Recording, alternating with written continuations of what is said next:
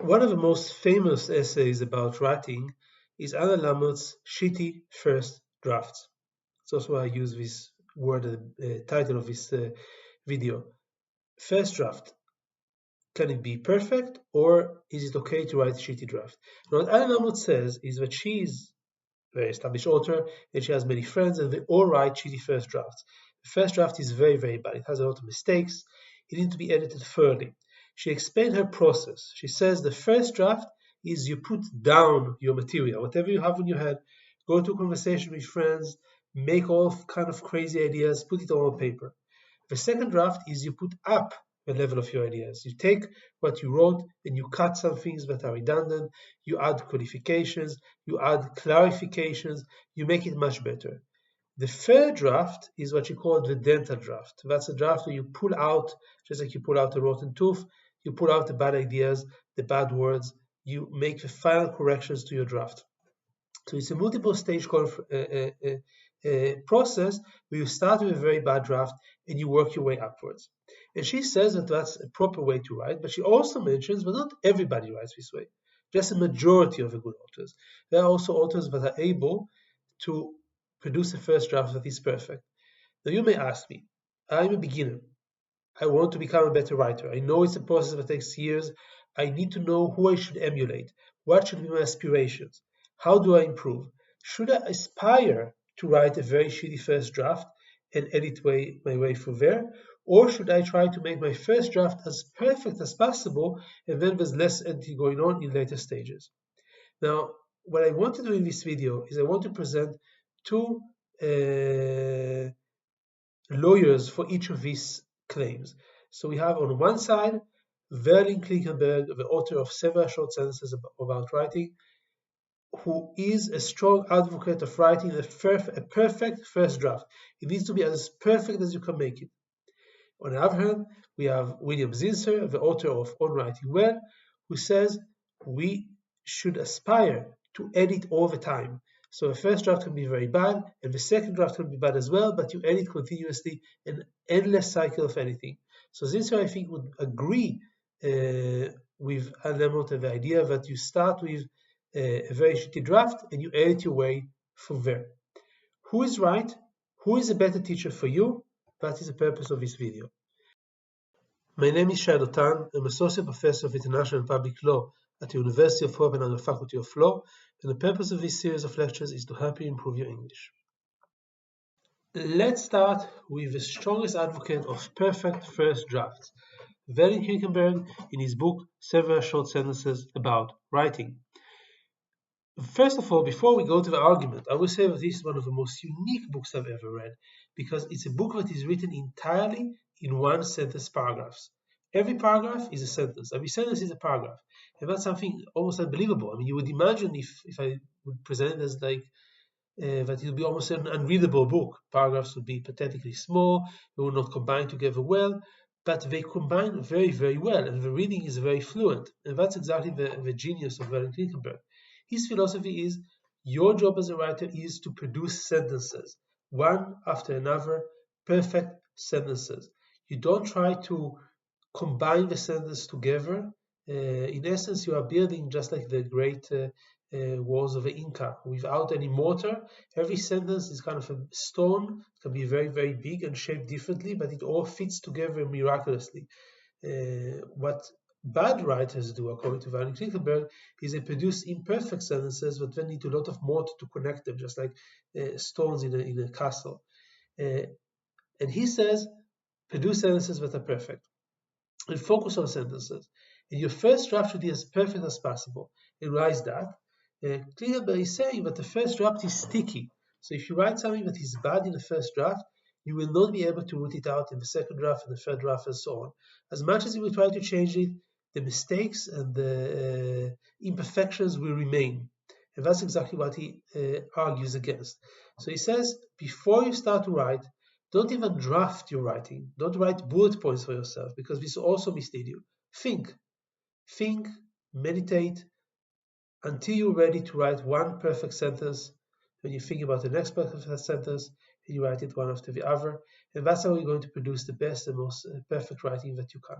So it's a relatively simple argument, but a very difficult one to do. You have to spend a lot of time doing that. When you're writing, you need to be perfectly concentrated without any disturbances, without anything on your mind.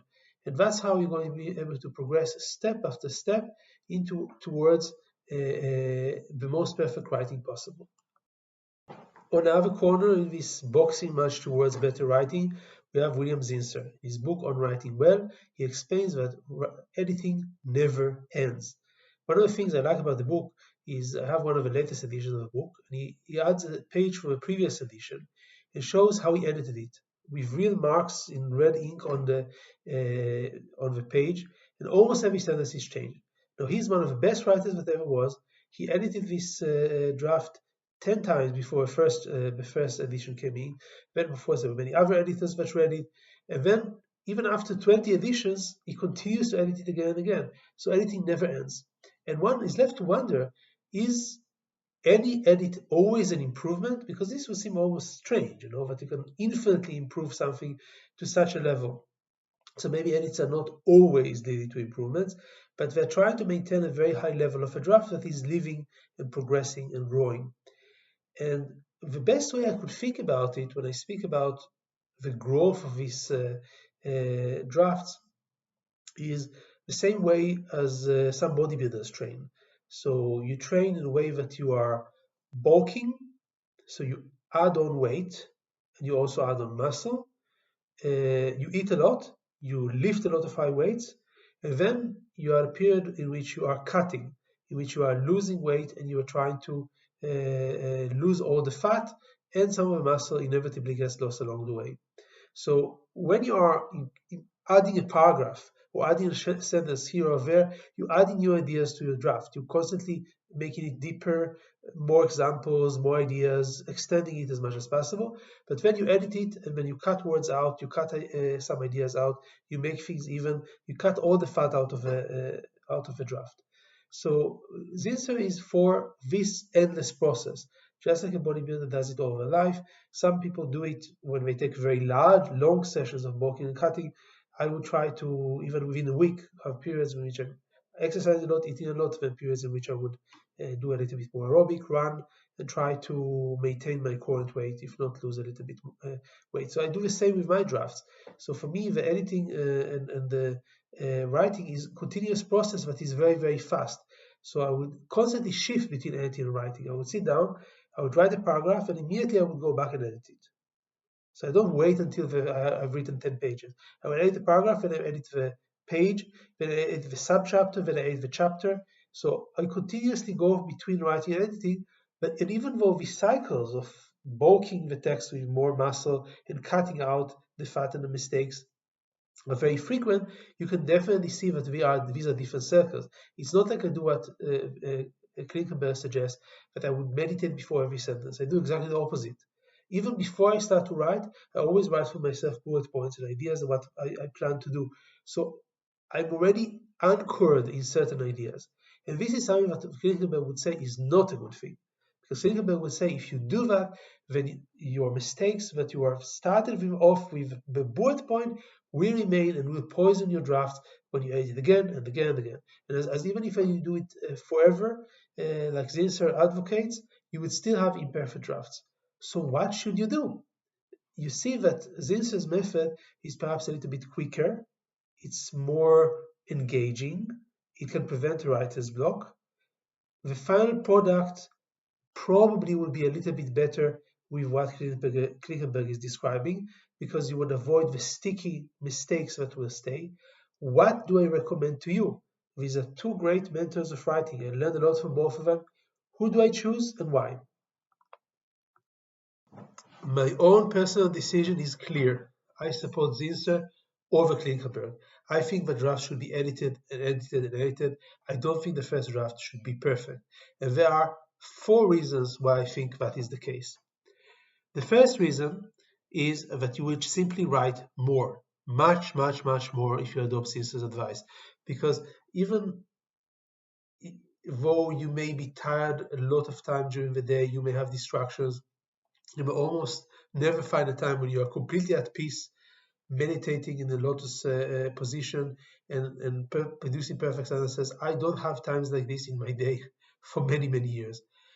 But if I am able to write in any condition, and I'm able to put a little bit of writing here, a little bit of editing there, these things accumulate, and they accumulate very, very, very fast.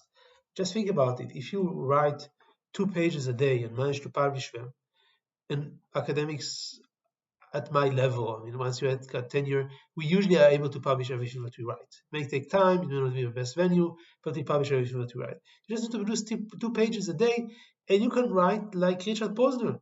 That's the most prolific person on earth, just 2 pages a day. So if you are able to find times in your day when you can produce shitty drafts, edit them carefully, get them ready for publication, and send them over, you'll be able to be very prolific. And that's the first reason. So you'll be able to produce much, much more if you take this as advice. The second reason is that if you don't do that, you may have periods in which you're just not able to write. For example, when you have young children, or when you are completely surrounded by administrative tasks, or when you have psychological tensions that are weighing in on you, you will have hiatus in your writing if you adopt Klingenberg's advice. You'll have whole periods where you're not writing at all, and that's something that is very, very dangerous. First of all, once you get older in life, you can fall into this situation where you just stop writing. You stop almost completely to produce important things, and that's something that I think is very, very sad. And it can come because you were used to working in this perfect environment. This perfect environment was taken away from you, maybe temporarily. You just had the child that was born. You just entered the new phase in work where there's more stress. You cannot write for a year. Okay, this is something that may be inevitable, this predicament. But then you may stop writing, and then you can have a block, writer's block for many, many years after that. So psychologically, getting back to writing is very hard. I want you to make writing part of your lifestyle, to write as a vocation. And that's why it's very dangerous to require yourself to be in a perfect condition, because once you fall out of this condition, getting back to it can be very difficult. If you write as these are the comments, so you maybe are in this very first year of your newborn, you will write less, but you will keep on writing. Something will be produced, even if it's just shitty first drafts without editing. But this you can edit and you can work your way forward. So it's not only that if you look back 50 years, you will produce much more, it's also that you avoid periods in which you're not producing anything. That's a very dangerous thing. So this is something that you also want to avoid. And now to the most important 2 reasons.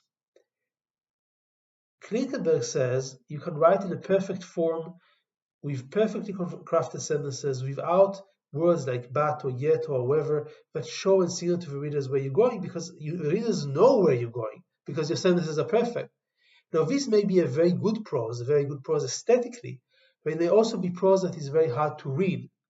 Okay, sometimes the saying usually goes hard writing, easy reading, but sometimes it's not the case. Sometimes very hard writing, producing something very perfect, is actually more difficult to read.